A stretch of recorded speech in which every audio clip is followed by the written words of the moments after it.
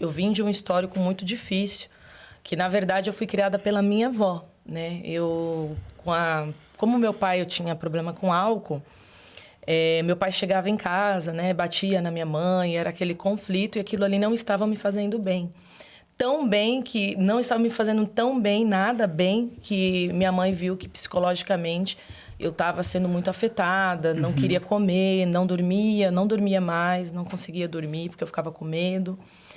E aí, um belo dia, minha mãe falou, eu vou matar o meu marido, vou me matar e vou matar as crianças. Hoje vai ser o fim de tudo isso. E aí, eu lembro que minha mãe pegou a faca para colocar no meu pai. E meu pai foi se defender com a mão. E pegou no punho, aí chamaram a polícia. Foi todo aquele conflito. E minha avó foi lá para saber o que tinha acontecido, que era a mãe do meu pai na época. E aí, ela falou, eu vou levar a Tabata, né? Eu fiquei em choque de ter visto toda aquela situação. E fui passar uns dias na minha avó era evangélica.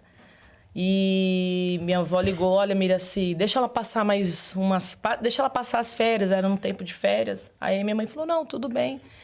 Mas eu estava muito feliz com toda aquela situação de um berço, de dormir em paz, de não ter briga, né? E aí, quando foi para a época para voltar, eu não quis voltar mais. E aí, minha avó me apresentou Jesus, né? Orava por mim noites e noites, né? Porque eu não conseguia dormir, foi difícil até eu me adaptar com a realidade cristã de amor, de compaixão. E aí eu fui seguindo e ela me mostrou Jesus. Até então, meu pai e minha mãe não eram evangélicos, né? Então, minha mãe e meu pai veio bem depois, né? E aí eu comecei a ir para a igreja, fui criada pela minha avó. E aí, depois de muitos anos, aí veio meu pai, veio minha mãe. E aí sim, mas meu contexto inicial não foi cristão, né?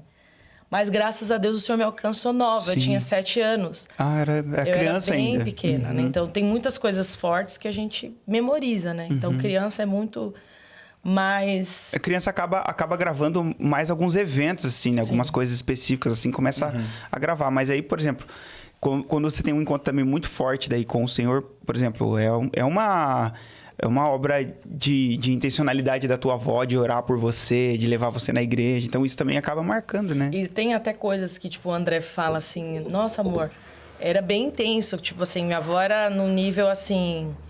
Ah, eu vou orar? Não, você vai orar também. Vó, mas eu não... Não, vai orar, vai ajoelhar. Então, ela teve esse ensino, né? Esse cuidado comigo, principalmente comigo. Porque ela sabia que o meu histórico familiar era um histórico difícil, né?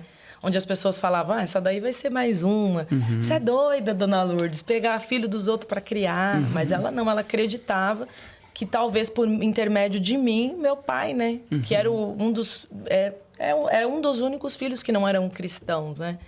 Então, a gente tinha todo final de ano reunião familiar, fazia o apelo, meu pai aceitava Jesus, mas no outro dia ele estava... Mas um dia o Senhor alcançou, e foi tão bacana que alcançou ele sozinho. Ele estava no bar, que ele ia no bar em frente a uma igreja Assembleia de Deus, e um dia ele quis ir no culto. E aí ele foi no culto. Eu falei, vou no culto, vai.